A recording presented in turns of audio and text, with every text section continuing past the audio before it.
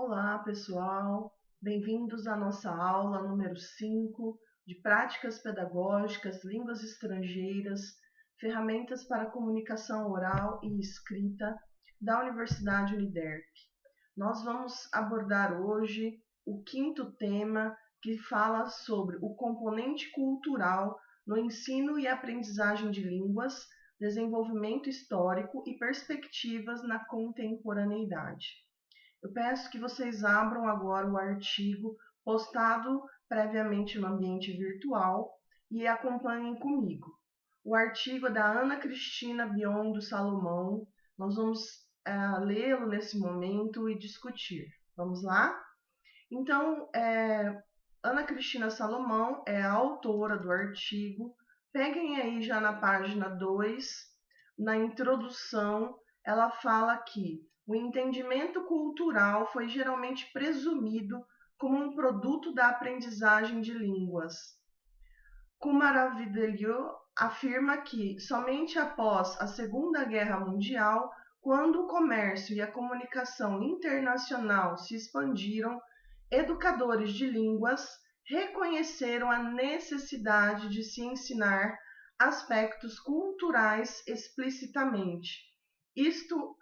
Isso é corroborado por Cramsch, que afirma também que o crescimento da linguística e das ciências sociais nesse período deu destaque à língua falada e à comunicação entre culturas em situação de vida cotidiana.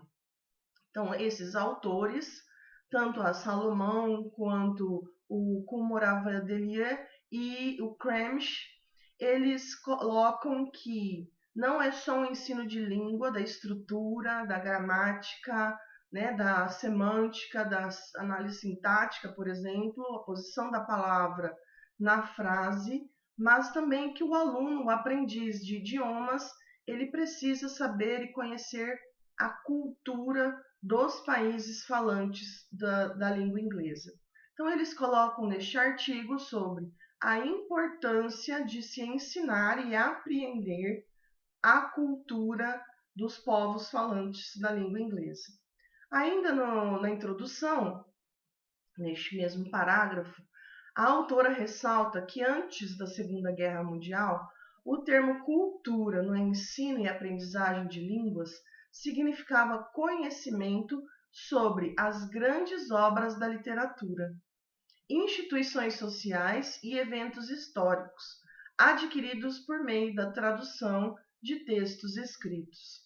Então, naquela época, eles não tinham internet, eles não tinham essa comunicação rápida para que a gente descubra os outros povos, geoatlas, digamos assim, materiais com imagens, coloridos, mas eles estudavam a cultura por meio disso daqui. Obras literárias, instituições sociais e eventos históricos. Por isso que quando a gente estuda literatura inglesa, nós estudamos mais a vida do autor do que propriamente suas obras. É para se inteirar do que acontecia culturalmente, historicamente, na sociedade na época em que o autor escreveu a obra. Vamos agora para a segunda página, no segundo parágrafo, fala assim: a chamada vizinhança global não denota verdadeiramente sociabilidade intensificada, mas somente que Tomlinson chama de proximidade imposta.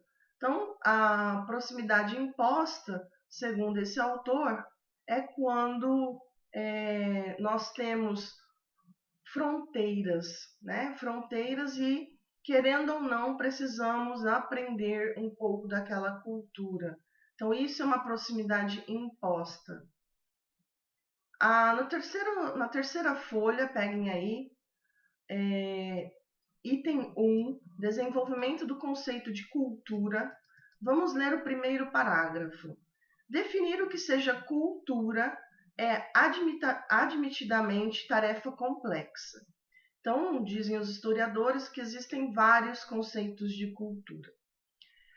Eagleton explica que a palavra cultura é uma das mais complexas existentes, sendo considerado seu antônimo o igualmente complexo termo natureza. O autor explica, entretanto, que etimologicamente falando, o conceito de cultura é derivado de natureza, uma vez que um de seus significados originais é lavoura ou cultivo agrícola, conferindo à cultura o status de uma atividade. Então, por que esse termo, a palavra cultura, é tão complexa? Porque quando uma criança ela pega os hábitos, né, os modos, os ideais da família, ele está adquirindo uma cultura familiar. Quando ela cresce, ele vai para a cultura escolar. Depois, ele tem a cultura já relacionada às artes, né, entre outros. E a cultura dos grupos sociais em que ele perpassa. Ou seja, por isso que a palavra cultura ela tem vários aspectos, né, vários status. E pense nela como atividades. Cultura, então, denotava de início um processo completamente material, que foi depois metaforicamente transferido para questões de espírito, mapeando em seu desdobramento semântico a mudança histórica da própria humanidade da existência rural para a urbana, da criação de porcos a Pablo Picasso, do lavrar o solo à divisão do átomo. Nesse sentido, o autor afirma que a transição histórica da palavra cultura também codifica questões filosóficas fundamentais como liberdade e determinismo, o fazer e o sofrer, mudança e identidade, o dado e o criado, sugerindo uma dialética entre o artificial e o natural, entre o que fazemos ao mundo e o que o mundo nos faz. Uma relação em que a natureza produz cultura que transforma a natureza. Então você pode perceber que o termo cultura ele é complexo, por quê? Porque ele engloba todas as atividades dos seres humanos. Continuando aí na próxima página, no final da página 4, tá assim, de acordo com Kusch, 2002, no século XVIII, cultura é sempre empregada no singular. Nós não falamos culturas. O que reflete ao universalismo e ao humanismo dos filósofos.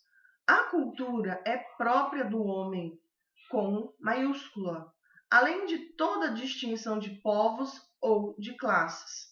Cultura se inscreve, então, plenamente na ideologia do iluminismo. A palavra é associada às ideias do progresso, de evolução, de educação, de razão, que estão no centro do pensamento da época. Então, você vê que a palavra cultura ela é bem antiga, remete lá desde o cultivo dos agricultores, até mesmo a esse progresso, evolução, educação, razão na era do iluminismo. Peguem agora a página 5. Na página 5, vamos ver ainda o pensamento de Kusch, 2002. Duas palavras vão-lhes, ao intelectuais, permitir definir esta oposição dos dois sistemas de valores. Tudo o que é autêntico e que contribui para o enriquecimento intelectual e espiritual será considerado como vindo da cultura. Ao contrário, o que é somente aparência brilhante, leviandade, refinamento superficial, pertence à civilização. A cultura se opõe, então, à civilização, como a profundidade se opõe à superficialidade. Para a inteligência, eles falam em italiano, inteligência burguesa alemã, a nobreza da corte, se ela é civilizada, tem singularmente uma grande falta de cultura. Como o povo simples também não tem essa cultura. A inteligência se considera, de certa maneira, investida da missão de desenvolver e fazer irradiar a cultura alemã. O que ele quis dizer aqui? Se a pessoa não tinha inteligência, estudo, ele não tinha cultura. Mas há controvérsias. Outros autores relatam, os autores anteriores que acabamos de ver, relatam que a cultura ela pode perpassar todos os ambientes da vida do ser humano, seja ele de classe baixa ou alta. Acompanhem, por favor, na página agora, página 6, na citação. Taylor e Cush. Cultura e civilização, tomadas em seu sentido etimológico mais vasto, são um conjunto complexo que inclui o conhecimento, as crenças, a arte, a moral, o direito, os costumes e as outras capacidades ou hábitos adquiridos pelo homem enquanto membro da sociedade. Ainda na página 6, Dourado e Pochard falam o seguinte: o estudo da cultura, desse modo, passou a priorizar a análise, classificação e comparação dos diferentes elementos que caracterizam as diferentes culturas, deixando-se de lado a antiga noção de cultura como cultivo das faculdades intelectuais humanas. Aí nós temos na página 7, no final do terceiro parágrafo, fala assim: assim, ao adquirir cultura, o ser humano perdeu a propriedade animal, transformou toda a terra em seu habitat e passou a depender muito mais do aprendizado do que a agir através de atitudes geneticamente determinadas. Ou seja, o ser humano, ao adquirir cultura, ele se diferencia do animal. Por quê? Porque ele trabalha agora com o aprendizado, o aprender. É por isso que todos os seres humanos precisam estar constantemente aprendendo algo.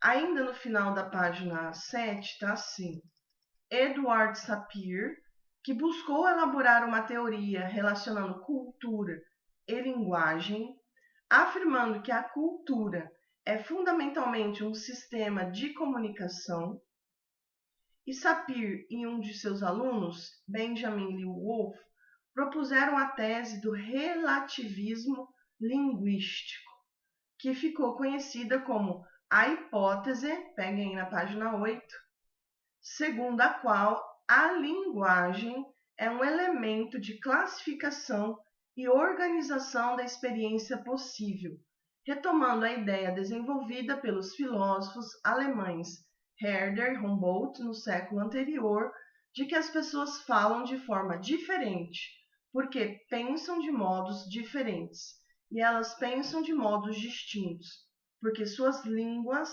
lhes oferecem distintas maneiras de expressar o mundo à sua volta. Então, ele atrela, né, a linguagem, a cultura, a linguagem no sentido de que cada ser humano tem uma linguagem própria, oriunda das bases familiares, educacionais, de amigos, de onde eles perpassam. Mesmo irmãos gêmeos têm linguagens diferentes. Para vocês entenderem que a linguagem, então, ela oferece essa maneira de expressar o mundo à sua volta. A versão forte da hipótese de Sapir e Wolff afirma que a língua determina o pensamento, ao passo que a versão fraca sugere que a língua o influencia. No final da página 8, peguem aí o último parágrafo, Ruth Benedict, aluna e assistente de Boas, dedicou-se à definição de tipos culturais. Vamos falar um pouco agora de tipos culturais. Utilizando-se de conceito de modelo ou padrão de cultura, pattern of culture, termo que implicava a ideia de uma totalidade homogênea e coerente na cultura, que acaba por se estender até os dias de hoje em algumas perspectivas que tratam o assunto. Já Margaret Mead orientou sua pesquisa para o modo como um indivíduo recebe sua cultura e as consequências disso, na formação de sua personalidade, enfocando o processo de transmissão cultural como sendo apropriado pelo indivíduo progressivamente no curso de sua vida. Aí peguem agora na página 9, primeiro parágrafo, fala assim: uma mudança em relação a isso se mostra nas ideias de Roger Bastide, que lançou seu olhar para os fenômenos da aculturação, construindo uma tipologia de seus quadros sociais, a aculturação espontânea ou livre, que não é dirigida nem controlada. A aculturação organizada, mas forçada, que ocorre em benefício de um só grupo, como a escravidão, e a aculturação planejada, que é sistemática e de longo prazo, como o colonialismo ou a formação de uma sociedade proletária comunista. Então, nós vemos aqui essa relação, né, mudando esses fenômenos de aculturação. O que é aculturação? É sem cultura, certo? Aí, ainda nessa página 9, acreditando assim como Max Weber, que o homem é um animal suspenso por teias de significado, que ele mesmo teceu. Considero a cultura essas teias e sua análise. Portanto, não uma ciência experimental em busca de leis, mas sim uma ciência interpretativa em busca de significados. Suas explicações que procuro, analisando expressões sociais em sua enigmática superfície. Desse modo, afirma Cooper, cultura é definida como domínio de comunicação simbólica e compreender cultura significa interpretar tais símbolos de forma situada no fluxo da ação social. Então você pode perceber nesse artigo que a autora Salomão trabalha com vários conceitos de cultura, vários autores. Ela vai apresentando o que cada autor